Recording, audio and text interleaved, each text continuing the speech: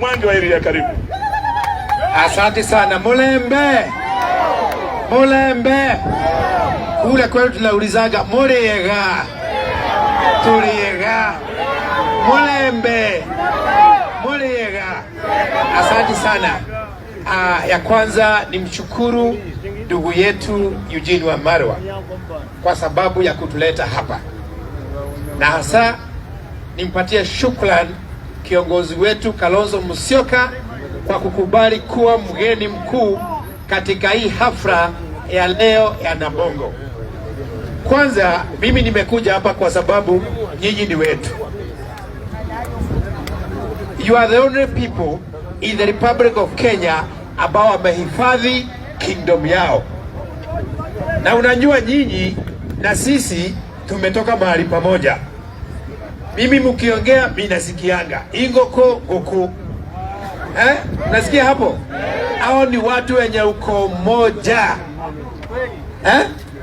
Kwa hivyo nikikuja hapa na kuja kuwakilisha your brothers ambao mliacha kule Central Kenya katika hafla ya leo ya Nabongo.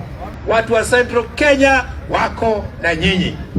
Tena nakuja kwa sababu iko urafiki kati ya watu wa Central, iko urafiki kati ya watu wa Western na pia watu wa Eastern kupitia Kalonzo, na nitamuelezea.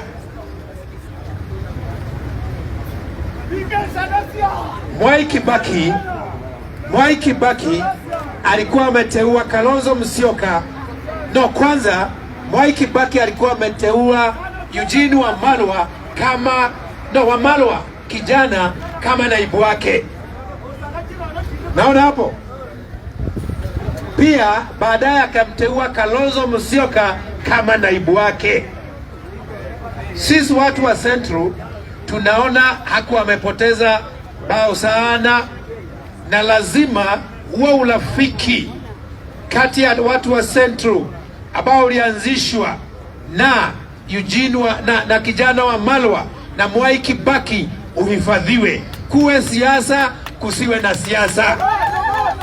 Pia ule urafiki mwingine ambao uliwekwa na Mwai Kibaki kati ya watu wa Ukambani na Wakikuyu kupitia naibu wake Kalonzo Musyoka, kuwe siasa, kusiwe na siasa, lazima huo urafiki pia uhifadhiwe. Kwa hiyo mkituona hapo watatu na wale wengine ambao tuna wao, sisi fikira yetu ni fikira moja na tunataka kutembea njia moja. Kwa hivyo nyinyi watu wa Western, huo urafiki ambao ulianzishwa kupitia ndugu ya Eugene usiuharibu. Sawa sawa? Ukisoma Biblia kulikuwa na shamba la Eden. Hiyo ilikuwa shamba takatifu kwa sababu shamba ndio inapatia watu chakula. Kwa shamba huwezi enda kuweka mambo baya.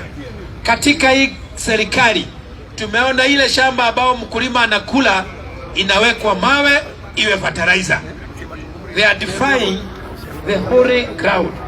The ground which is supposed to be feeding our people imeanza kuwekwa mambo yake. Sisi kutoka Central tunaungana na Wakenya wengine kwamba kupatia wakulima mawe ukisingizia ni fertilizer, hiyo ni matusi kwa Mkenya, matusi kwa mkulima. Hiyo nyingine nikimalizia ni hii mambo ya mgomo wa madaktari.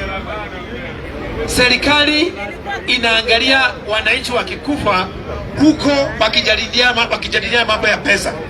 Sisi tunasema, na namwambia Salasia uandikishe watu hapa ambao wamekufa tangu mgomo uanze, ili serikali compensate hao watu.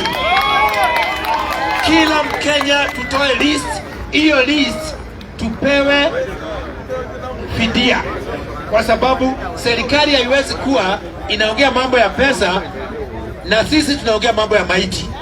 Kwa hivyo sisi msimamo wetu ni moja, daktari apewe pesa yake, mwananchi atibiwe, na hata kabla ifanyike tuweke orodha ya wale watu ambao wanalia, wana mauti, kwa sababu ya serikali kukosa kusikiza madaktari.